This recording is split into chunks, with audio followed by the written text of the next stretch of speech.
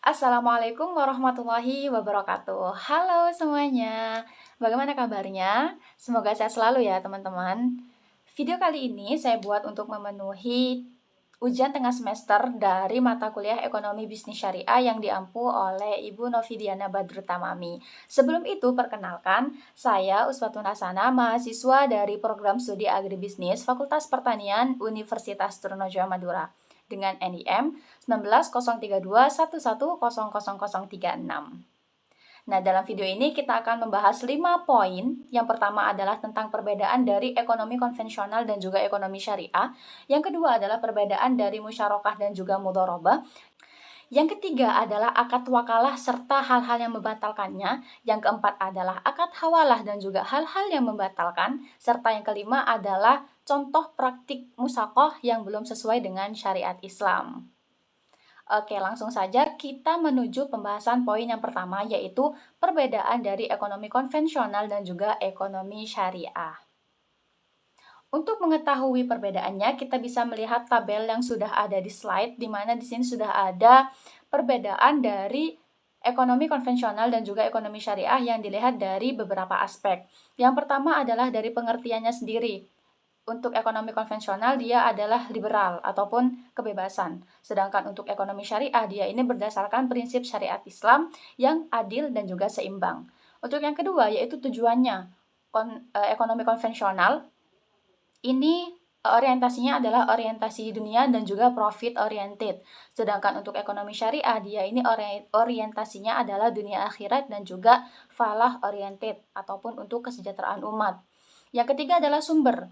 Untuk ekonomi konvensional dia ini sumbernya dari pemikiran manusia itu sendiri. Sedangkan untuk ekonomi syariah dia ini sumbernya adalah dari Al-Quran dan juga hadis. Yang selanjutnya yaitu dari kepemilikan harta. Untuk ekonomi konvensional dia ini adalah milik pribadi. Sedangkan dalam ekonomi syariah dia ini merupakan titipan dari Allah Subhanahu wa taala. Dan untuk keuntungan di ekonomi konvensional dia mempunyai konsep ataupun sistem bunga, yaitu dari persentase modal. Sedangkan dalam ekonomi syariah dia konsepnya adalah bagi hasil, di mana merupakan persentase dari pendapatan ataupun dari keuntungannya. Nah, untuk contohnya, konvensional ini banyak digunakan dalam bank-bank konvensional yang ada di Indonesia. Sedangkan untuk yang syariah ini ada perbankan syariah, ada asuransi syariah, ada pegadaian syariah, dan juga ada koperasi syariah. Yang selanjutnya, yang kedua yaitu perbedaan dari musyarakah dan juga mudharabah. Di mana untuk perbedaannya di sini kita bisa lihat dari skema yang sudah ada di slide. Yang pertama untuk mudharabah, di mana mudharabah ini merupakan suatu hubungan ataupun kerjasama yang dilakukan oleh dua pihak, yaitu pihak pemilik dana dan juga pihak pengelola dana. Di mana dua pihak ini sama-sama sepakat untuk berakad mudharabah untuk melaksanakan sebuah proyek, misalnya saja proyek usaha ya, proyek usaha. Nah, pemilik dana ini merupakan orang yang memang mempunyai dana untuk digunakan sebagai modal dalam suatu usaha. Sedangkan pengelola dana ini adalah orang yang dapat melaksanakan usaha tersebut dan juga memiliki tenaga, pikiran dan juga usaha untuk melakukan itu, tapi dia tidak memiliki modal. Akhirnya mereka sepakat untuk berakad mudharabah. Nah, di sini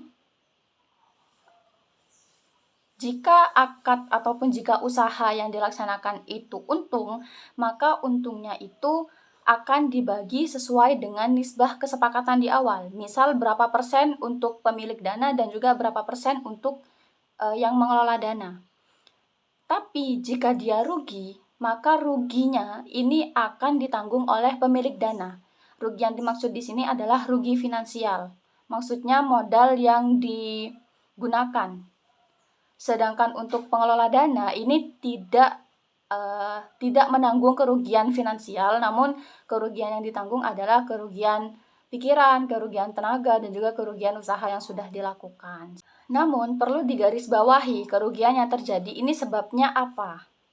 Jika memang kerugian yang terjadi ini karena pure adanya kegagalan dalam usaha, maka berlaku konsep yang tadi. Tetapi jika kerugian yang terjadi ini karena memang ada faktor lain ataupun hal-hal yang dirasa kurang bagus dari pihak pengelola dana ataupun ada kecurangan di sini, maka sang pemilik dana ini berhak untuk untuk meminta ganti rugi dari pengelola dana jika hal itu memang terbukti ada kecurangan yang dilakukan.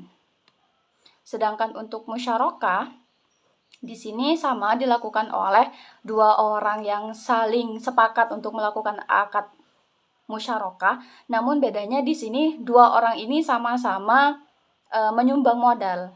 Jika mudharabah tadi hanya satu pihak saja, musyarakah ini dua-duanya menyumbang modal.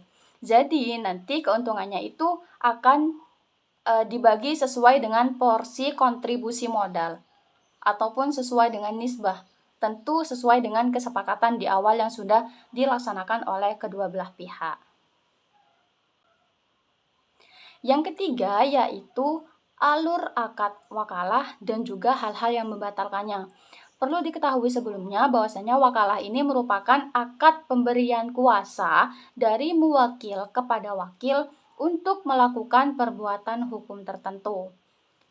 Muwakil di sini merupakan pihak yang memberikan kuasa, baik itu berupa orang maupun perorangan. Sedangkan untuk wakil ini merupakan pihak yang menerima kuasa, baik dia itu orang, badan hukum maupun bukan badan hukum.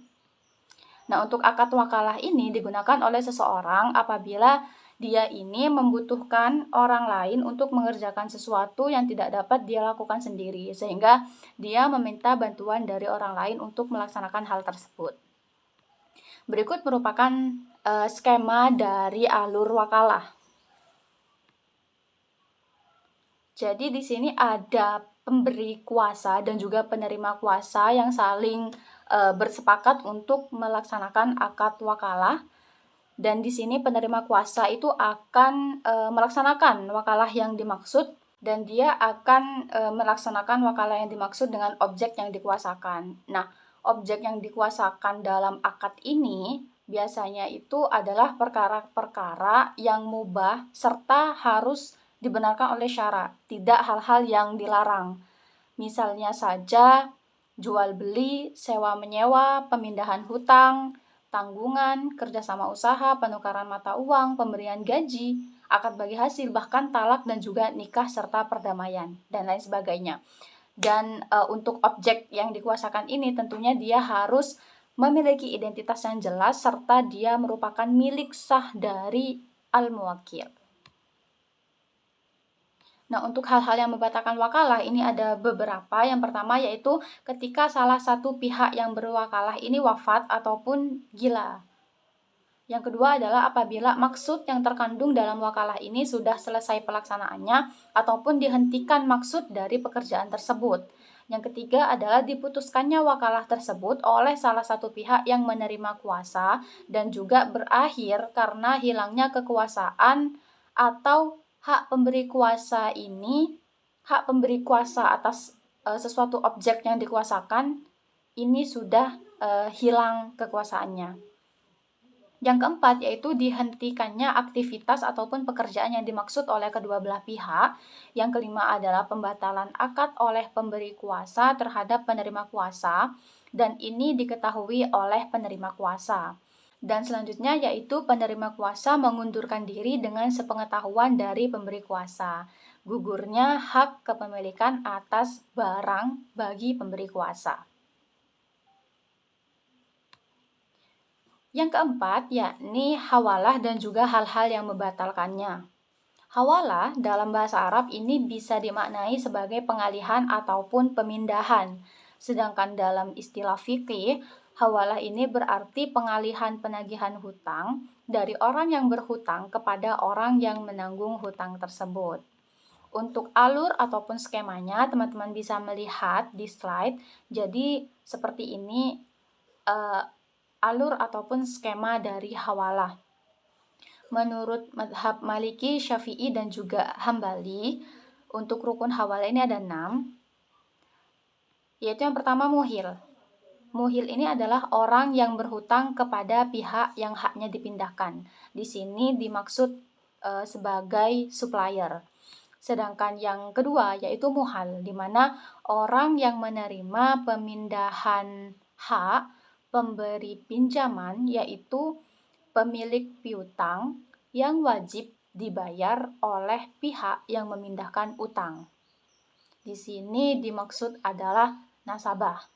Yang ketiga yaitu muhal alaih, di mana dia merupakan penerima akad pemindahan hutang. Di sini dimaksud adalah bank. Yang keempat yaitu piutang milik muhal ini wajib dilunasi oleh muhil. Dan yang kelima adalah piutang milik muhil ini wajib dilunasi oleh muhal alaih. Yang keenam adalah ijab qabul. Jadi alurnya seperti itu. Piutang milik muhal ini wajib dilunasi oleh muhil, sedangkan piutang milik muhil ini wajib dilunasi oleh muhal alaih. Nah, untuk hal-hal yang membatalkan hawalah, ini ada beberapa juga. Yang pertama adalah salah satu pihak yang sedang melakukan akad ini membatalkan akad tersebut sebelum akad itu berlaku secara tetap. Dengan adanya pembatalan akad ini, maka pihak kedua kembali berhak untuk menuntut pembayaran hutang kepada pihak pertama. Yang kedua adalah pihak ketiga telah melunasi hutang yang dialihkan kepada pihak kedua. Yang ketiga yaitu pihak kedua menghibahkan ataupun menyedekahkan harta yang merupakan utang dalam akad hawalah ini kepada pihak ketiga.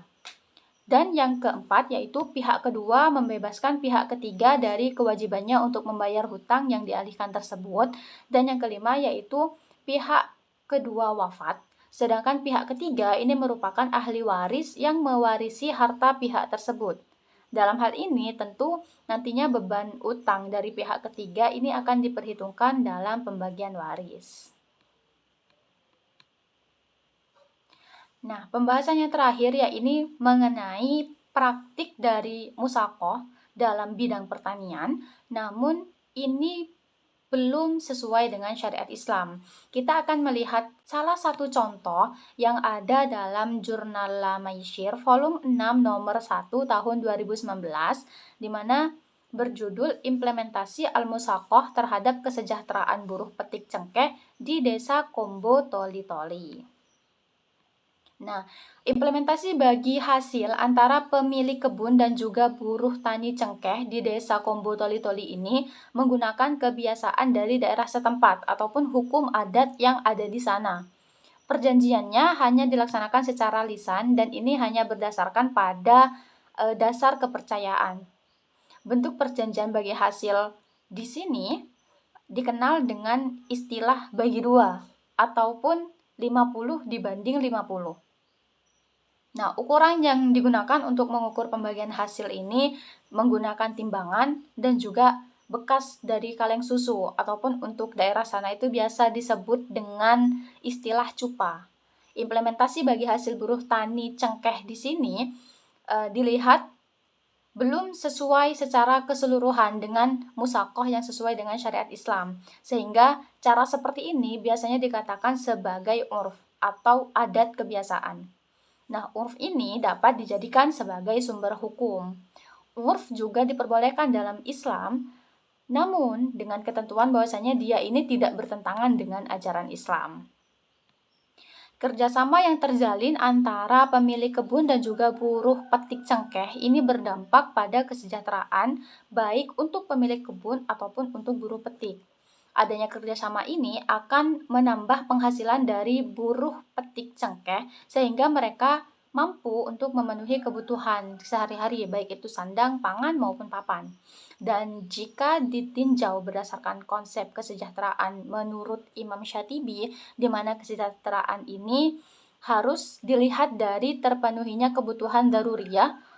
Nah, dalam kerjasama ini dia sudah mampu untuk memenuhi kebutuhan daruriyah, yakni kebutuhan agama, jiwa, akal, keturunan, dan juga harta. Maka dari itu, walaupun untuk berjalannya kerjasama ini belum sesuai dengan syariat Islam secara keseluruhan, namun dia sudah mampu memberikan kesejahteraan kepada kedua belah pihak, dan untuk hukum yang dipegang ya ini adalah urf tadi, adat kebiasaan yang sudah mereka laksanakan. Cukup sekian yang dapat saya sampaikan. Semoga apa yang saya sampaikan bisa bermanfaat bagi teman-teman semuanya. Dan saya memohon maaf atas segala kekurangan dan juga kesalahan. Wa akhiran, wassalamualaikum warahmatullahi wabarakatuh.